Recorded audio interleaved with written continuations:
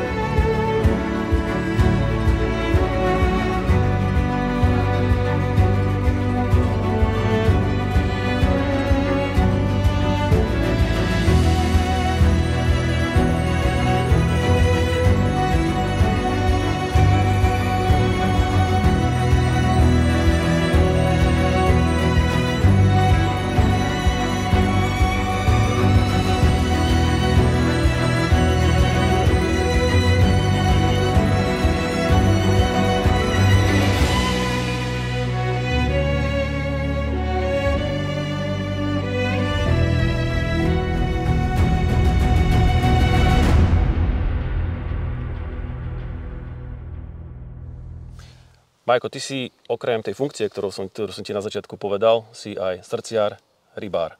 Ale kaprárina zahŕňa veľa čakania. Ako ty tráviš čas na rybách? Ako prebieha tvoje to čakanie na záber?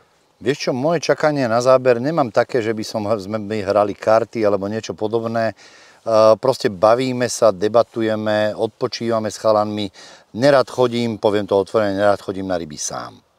Čiže rád mám, keď som s niekým na rybách, s kým sa môžem porozprávať, s kým mi je dobre a proste rozprávaním a je už taká súčasť tej kapráriny, že máme v ruke mobily, telefóny.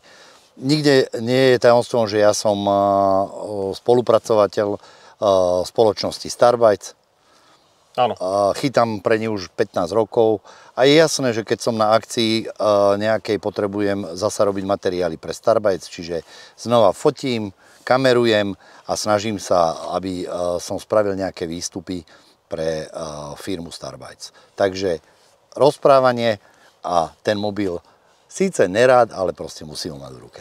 Je to tak, patrí to ku nám moderná doba, takže tomu sa už asi nevyhnem. A ako si povedal, tvoje meno, aspoň u mňa keď sa povie Kobetiš, tak hneď tam vidím to napísané logo Starbites, čiže Starbites rovná sa Kobetiš u mňa, vždy som to tak nejako bral, takže len potvrdzujem to, čo si povedal. Jasné, som tam už nejakých 15-16 rokov a ja som to ani raz nezmenil a Ivanovi Fabianovi som povedal, že proste ja už zo Starbitesu pôjdem len do rybárskeho dôchodku a ten dúfam je ďaleko.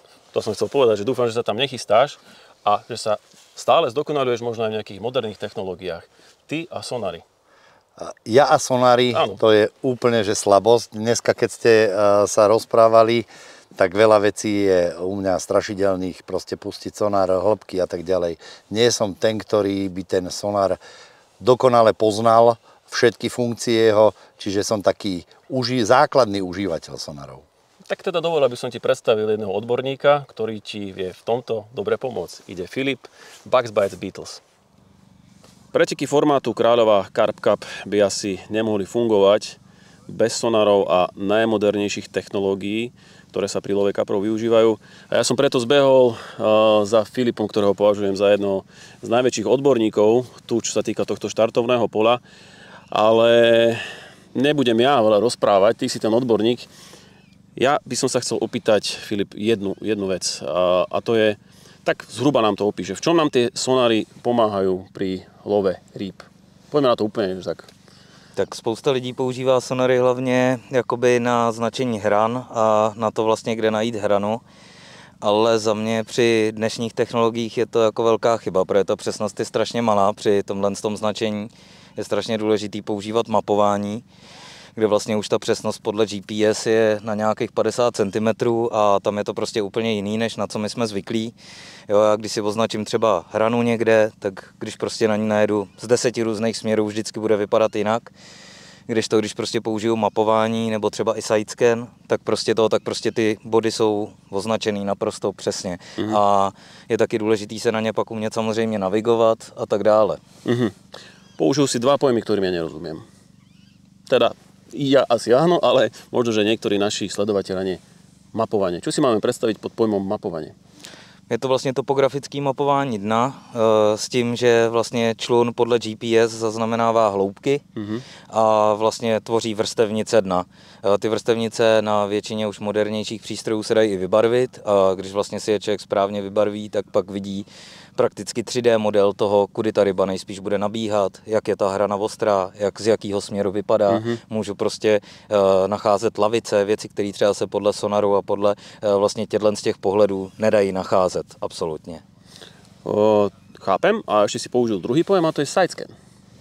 Tak sidescan zase používáme hlavně na to, když vlastně chytáme na platce nebo když losnu třeba místo, kde je rovný dno a nedokážou mi ostatní pohledy něco prozradit, tak pak můžu hledat i malé struktury, které jsou vlastně 20 cm plus a dokážu si poradit prostě pak i na té platce, že aspoň najdu něco s tím, že ale je důležitý správně s tím sidescanem za prvé pracovat, to je vlastně takový jeden z hlavních problémů, že spousta lidí třeba to má i správně nastavený, ale když s tím prostě nepracuju správně, tak tam zdaleka neuvidím to, co vlastně tam doopravdy je. Ja sa s tým často stretávam, presne s týmto sidescanom. Veľa tých užívateľov, tie sonary má tam možnosť používania sidescanu a nepoužíva to, ale ja si myslím, že jedine z toho dôvodu, že nevie prečítať to zobrazenie toho sidescanu. Je to tak, alebo sa mýlim? Je to určitě jedna věc, je to vlastně vědět, co je to za pohled a jak to vypadá. Spousta lidí si myslí, že třeba ten prostředek je vlastně slepý místo, to není úplně pravda. Je to hladina vlastně, nebo respektive sloupec vody. Prostřední čára je vlastně sonda. Jo, ten pohled vlastně vypadá takhle, s tím, že sonda tluče do stran, vrací se to zpátky, ale říkám, důležitá je pak hlavně rychlost a směr plavby. Protože když budu kličkovat na sidescanu, furt mi to bude házet nějaký stíny, vždycky s tím bude nějaký problém. Když pojedu moc pomalu, začne se celý pohled mazat, neukazuje to realitu. Když pojedu zase moc rychle, nastává stejný problém kvůli rychlé plavbě. Filip, o tejto téme by sa s tebou dalo rozprávať neskutočne dlho. Mňa osobne to strašne zaujíma, táto téma, hlavne používanie najmodernejších technológií pri rybolove a hlavne pri love kapra. Ale keby niekto mal záujem získať tie informácie o teba a čo najviac, je možné teba nejak nakontaktovať a využiť časť tých tvojich vedomostí?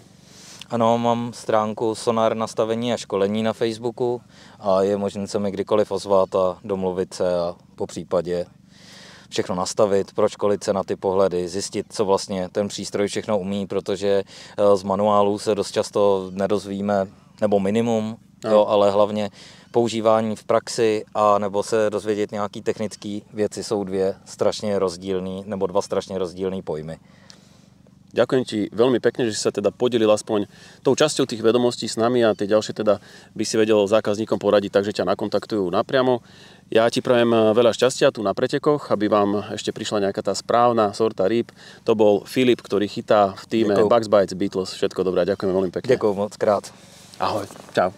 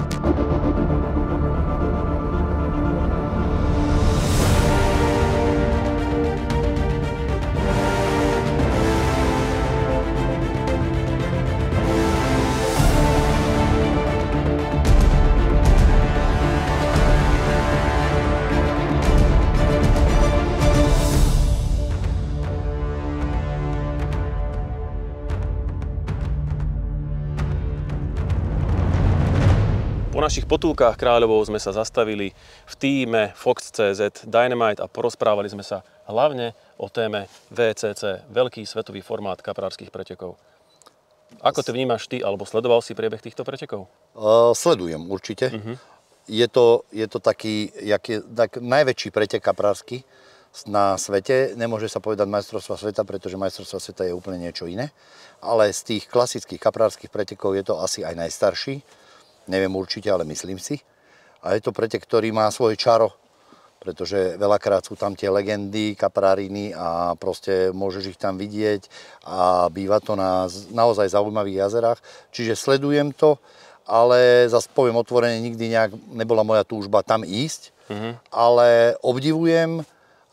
Tento rok som to takisto sledoval a je to pretek, kde veľa tímov je bez ryby. Takže a to je to zasa, čo aj ja hovorím našim chlapcom, že to, že sú bez ryby, nie je žiadny problém a proste budúci rok vylosujú iné miesta a budú zasa chytať oni. Takže tam vidíme na tom formáte, že naozaj na tých kaprárskych pretekoch, na takých vodách, ako bývajú na VCCčku, alebo ako je Kráľová, nie je žiadnou hanbou skončiť bez ryby. Krásne to povedal dneska Radek Bis.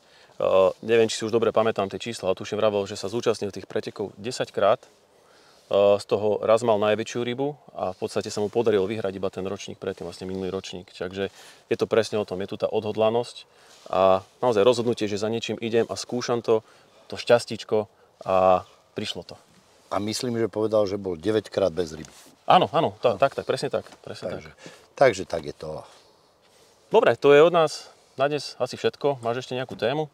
Ja mám ešte pre teba jedno prekvapenie. Sem s ním. Tak Peťko, zmenili sme sa z moderátora na respondenta, čiže teraz som moderátor ja. Celkom dobrá úloha tu takto pozerať sa na teba z tejto strany. Hej. Ja by som sa ťa chcel opýtať. Keď som ti prvýkrát zavolal, že poď s nami do toho, rozmýšľal si dlho nad tým a v podstate, alebo si bol hneď rozhodnutý, áno, idem do toho, alebo si mal taký strach z toho, že čo to vôbec bude? No, toto je naozaj nepripravené, takže tak, ako som to cítil. Keď si mi zavolal, nie som človek, ktorý dáva áno hneď na prvú. Hej, čiže, a môžem povedať, že vtedy som ťa až tak dobre nepoznal, ani chalanov, Peťa Strapača, Maja Kohuta, takže potreboval som vedieť nejakú tú víziu, akú máte.